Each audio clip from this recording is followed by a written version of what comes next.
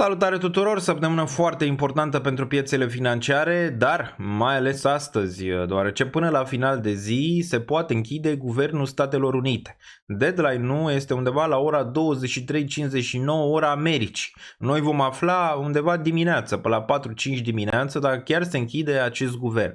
Asta s-a mai întâmplat și în trecut. Nu e neapărat ceva nou, dar piețele financiare desigur vor reacționa. Vom discuta în acest video care ar putea să fie reacția și care a fost în trecut reacția pentru indicele S&P 500, Bitcoin și chiar Ethereum.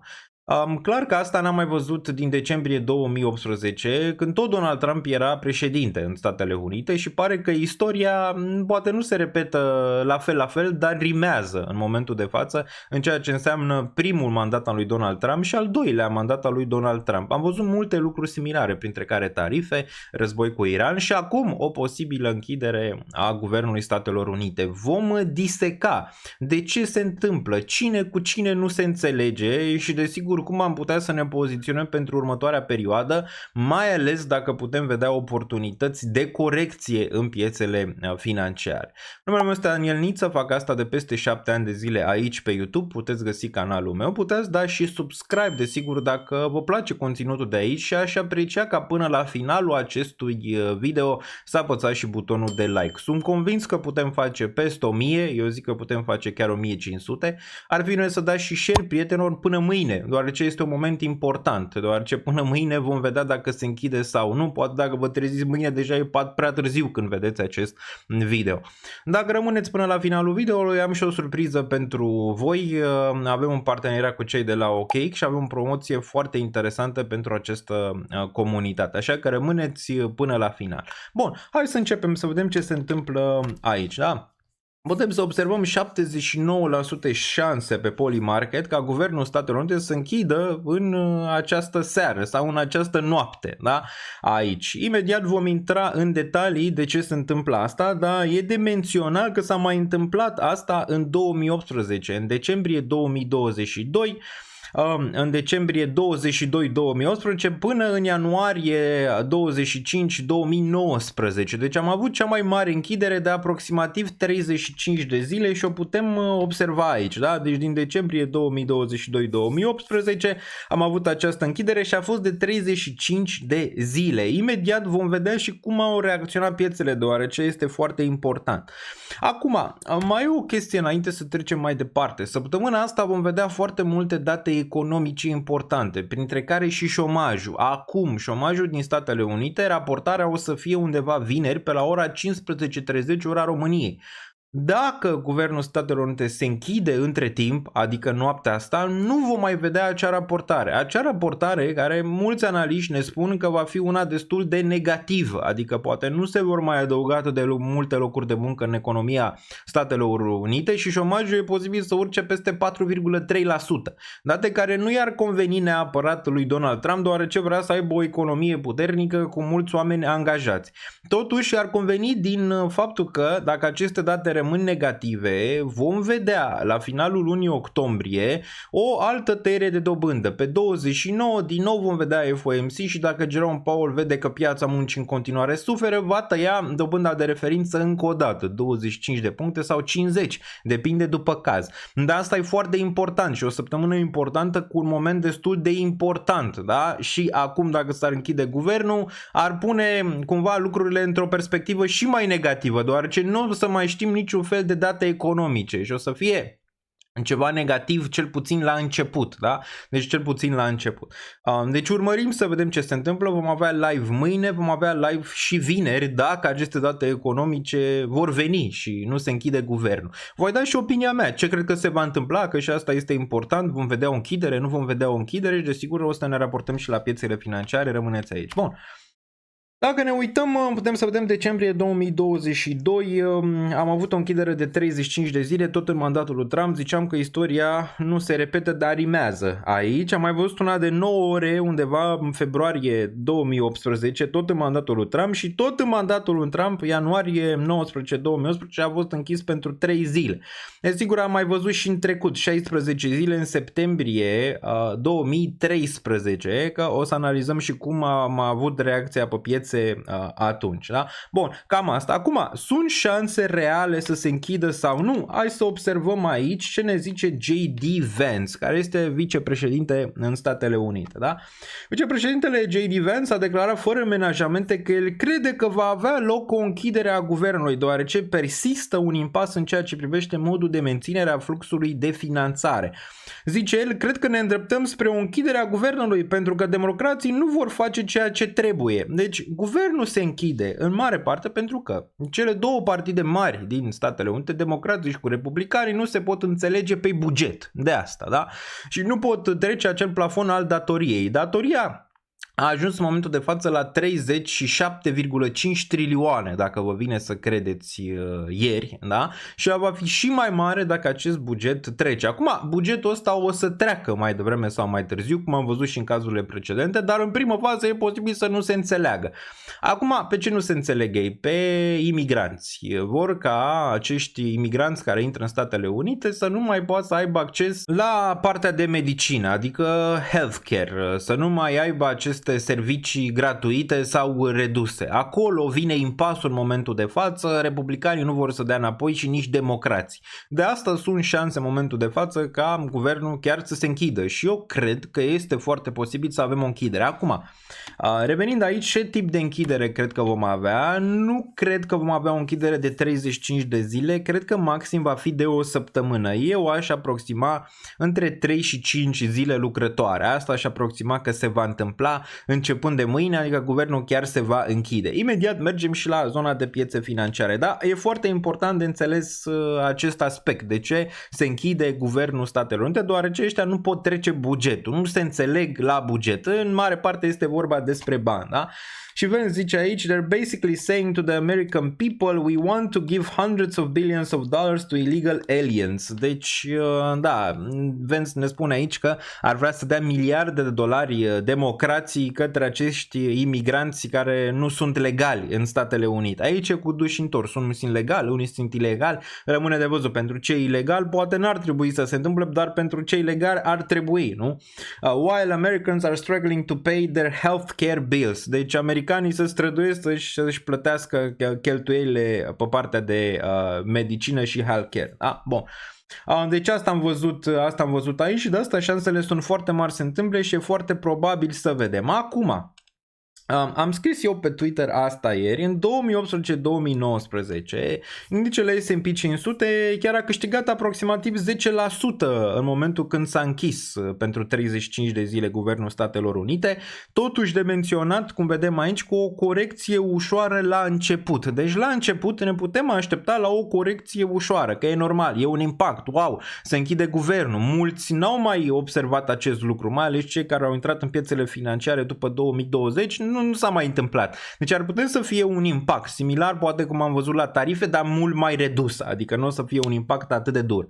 Deja am văzut că Bitcoin corectează astăzi, vedem ce se întâmplă și cu piața bursieră la deschidere în câteva ore, undeva pe la 16:30 ora României.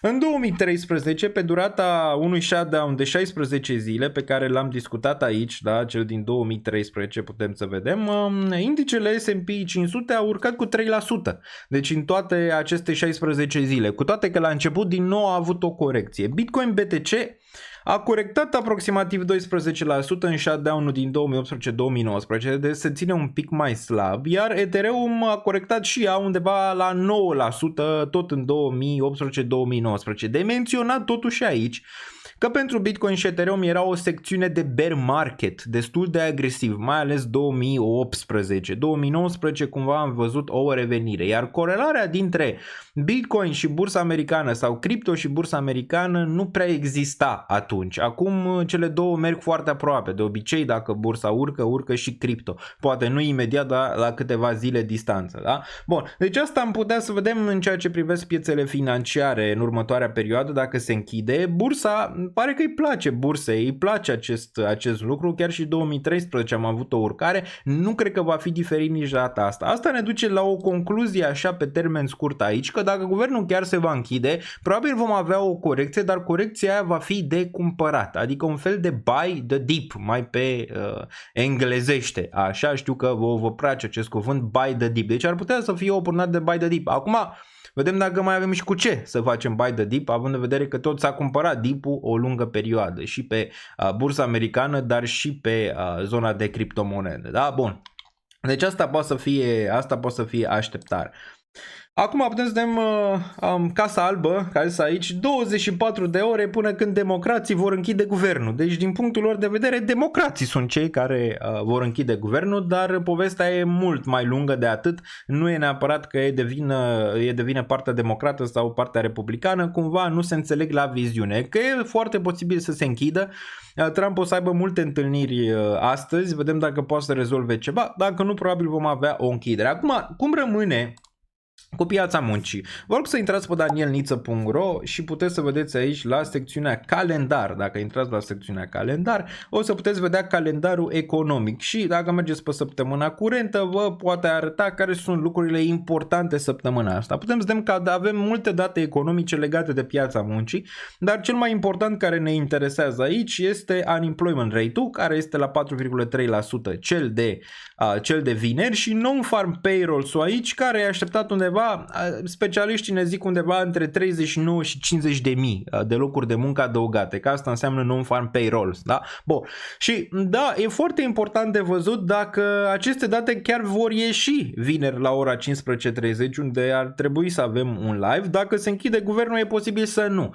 Teoria mea e că posibil să se închidă, dar e posibil să se redeschidă până vineri. Cel puțin asta consider în momentul de față, da? Deci e posibil să vedem o redeschidere vineri. Dacă nu, datele astea le vom vedea săptămâna viitoare. Acum, la ce mă aștept eu aici? Mă aștept în continuare ca piața muncii să fie una negativă. E posibil să vedem rata șomajului 4,3, 4,4. Nu asta va mișca piața, ci piața probabil va fi mișcată de acest non-farm payrolls de aici, care probabil vom vedea din nou sub 50.000 de locuri de muncă adăugate și revizuiri pentru lunile precedente. Asta va duce pentru piețe, că și asta e foarte important de menționat, va duce pentru piețe probabil la o corecție pe termen scurt, mai ales că se cumulează cu... Avem astăzi finalul de lună septembrie, care e și el foarte important. Avem o posibilă închidere a guvernului. Avem datele pe șomaj care e posibil să fie negative. Duce la o corecție pe termen scurt, dar cel mai probabil o revenire până la final de octombrie. Astea ne arată datele, că până la final de octombrie cel mai probabil S&P 500 va fi mai sus, inclusiv Bitcoin, inclusiv ETH.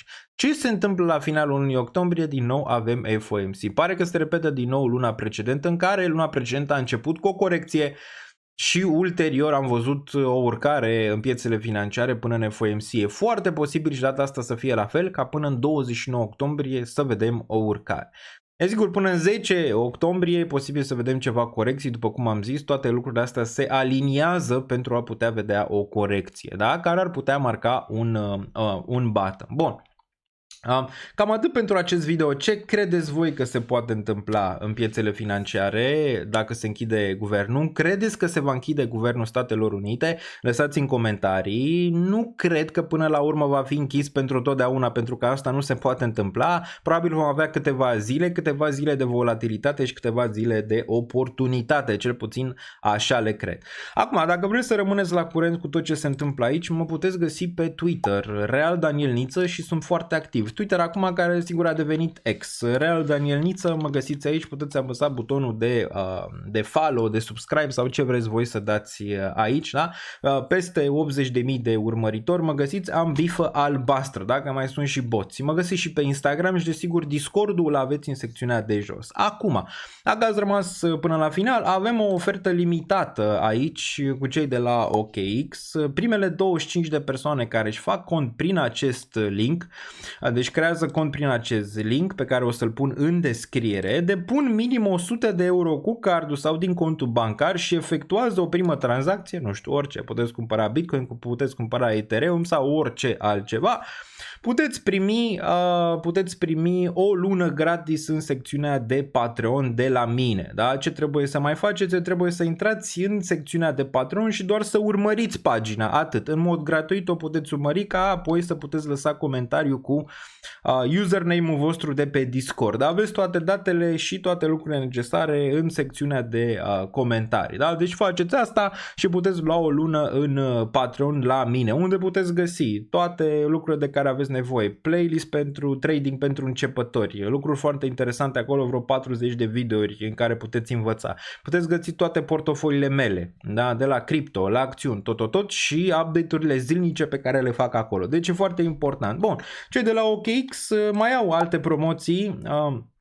Puteți să faceți un robot de tranzacționare, se poate observa aici, și puteți rambursa până la 20 de USDC în pierderi. Toate linkurile o să le aveți în descriere, inclusiv această promoție pe care o găsiți aici cu cei de la OKX, cărora le mulțumim că sunt sponsor pe acest canal. Da? Deci găsiți toate linkurile acolo. Domnul Daniel Niță, vreau să vă mulțumesc că ați fost atenți la acest video și dacă v-a plăcut până la final informația, nu ezitați, apăsați butonul de like, dați un share la prieteni și noi ne auzim mâine, deoarece avem live aproximativ 3 ore și sperăm că și vineri. Moment foarte important pentru piețele financiare. Stay safe, much love!